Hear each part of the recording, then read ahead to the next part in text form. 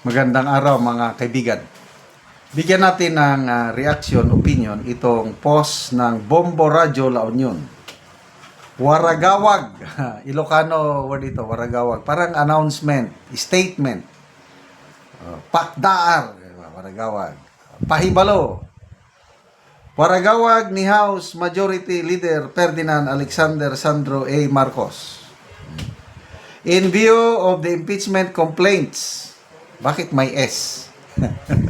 Di ba isa lang yung tinanggap? Rineject yung dalawa eh.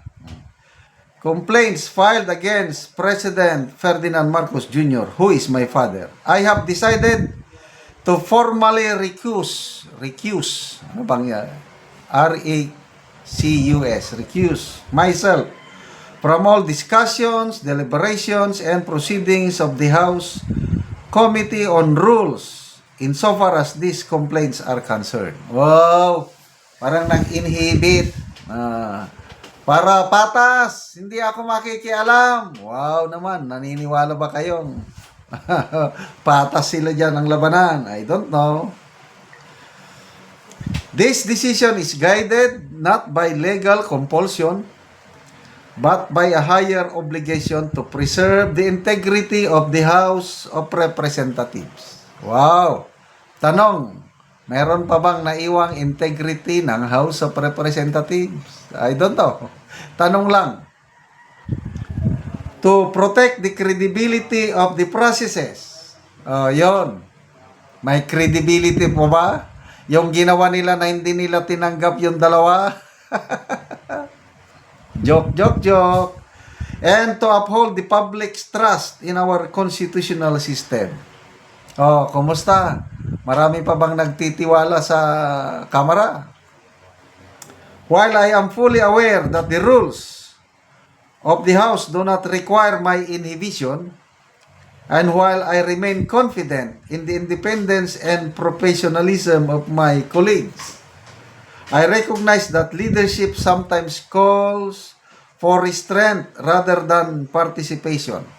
In moments that test institutions, perception matters as much as procedure. Yan! Tama yan, perception matters. Anong perception ng taong bayan sa ginawa nila na hindi nila tinanggap yung second and third impeachment? Perception matters. Maganda ba yun para sa imahe ng House? To me, hindi. Lalong nawawalan ako ng tiwala sa House sa ginawa na hindi tinanggap yung second and third impeachment. The House must be allowed to discharge its constitutional duties without a shadow of personal interest, real or imagined. Hindi ba constitutional duty ng House yung tanggapin whatever complaints na idulog sa Office of the Secretary General? Hindi rason, insulto sa taong bayan, yung sabi ninyo na hindi pwedeng tanggapin dahil nasa Taiwan yung Secretary General. Kalukuhan yun. Kalukuhan. We were not born yesterday. Tapos sabihin nyo na trabaho ng House yun, trabaho na tanggapin nyo lang.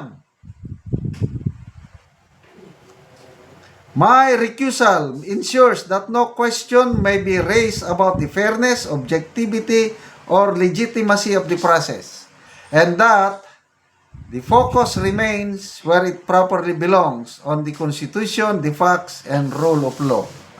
Ang gagaling yung magsalita, masarap pakinggan. Kailang ang nangyayari on the ground, yung hindi nyo tinanggap, yung dalawang pangalawa at pangatlo is nakakaumay, nakakadismaya. Yung unang tinanggap nyo lang na lumalabas na kaalyado ninyo, yung abogado nagsampa. Ano ba yan?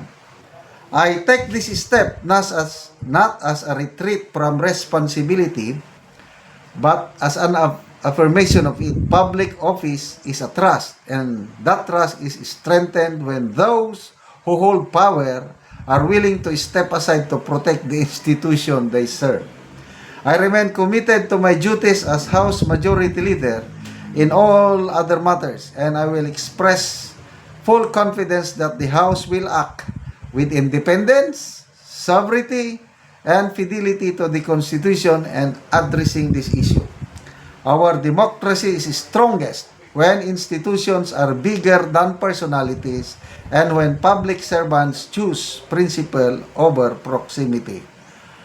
Ang sarap pong pakinggan ang pahayag ng Majority Floor Leader. Kailang pananaw ko lang ito, hanggang salita lang yan. Parehas sa Presidente, kung magsalita, ang sarap pakinggan pag nagsalita. Kailang ang nangyayari on the ground, kabaliktaran. So, I don't know ano nang nangyari doon sa hindi nila tinanggap na impeachment complaint galing sa Makabayan Black at galing sa grupo ni na Attorney Topacio.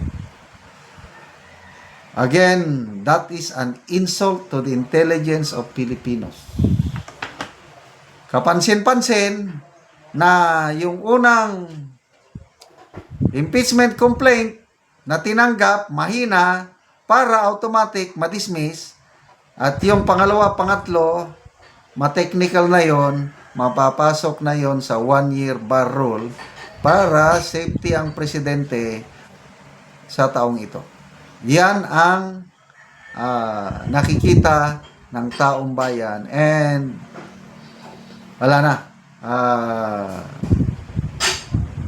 Nakakatawa, nakakaano. So, there's no use kahit mag-inhibit si Congressman Sandro Marcos dahil loto na, lotong Macau. Tapos ng labanan. Hindi na yan uusad ang impeachment complaint laban kay Pangulong Marcos Jr.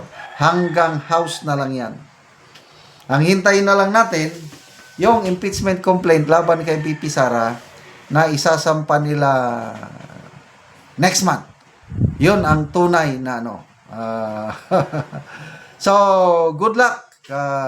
Congratulations pala sa presidente dahil sa nakikita ko, maibabasura ang unang impeachment complaint laban sa kanya.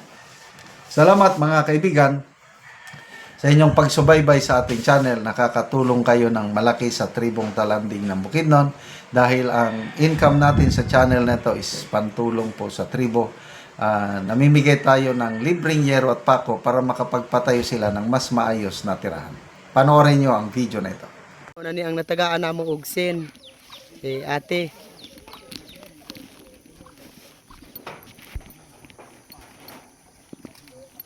Nani ang iyang balay.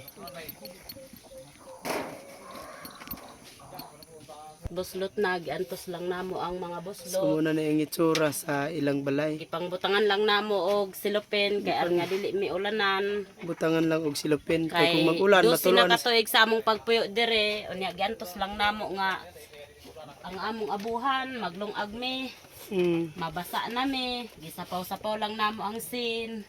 So muna na gyud na ang ilang kahimtang. Sapaw-sapaw lang daw ang sin. So, tungod sa kalisod, so wala gid sila naka ang uban ibutangan lang gani nila og sako. Sako, silopin, At aron least nga ang makaatop Kay sila. luoy na gid- So karon te pila na ni katuig ang inyong balay ngin-ani nang itsura. dosi na katuig nga gaantos namo ni ang ulan. Kay balaga kaon mi, galong agme, gakabasa gyud mi, pero amo lang ginanto sa 12 ka tuig. So salamat kay aning naghatag sa sin kay makabalay na gyud mi, makaatop na mi kay luoy na gyud kay mi. So unsay trabaho sa imong bana te? Manginadlaw ra mi, tapos dili pod mi ma-maintain sa isa ka semana, pila ra man gyud kita sa mga pobre nga. Ang adlaw 200 lang, unya isa ra ang mag-inadlaw.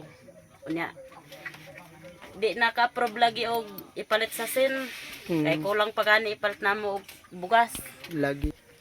Salamat kayo sa Ginoo nga manginaot mi nga magpadayon kining inyong paginabang sa mua. Mm. Say, nagampo gyud mi nga kaloy-an gyud mi. So karon nagpasalamat mi sa inyo ha nga gitagaan mi ninugsen, maayo na gid ang among balay, makatop na mi, makuha na ni ang mga buslot. Gipangbutangan lang og silupin, sako.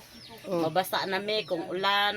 Luoy na gid kayo mi, salamat kayo. Salamat pod kaayo.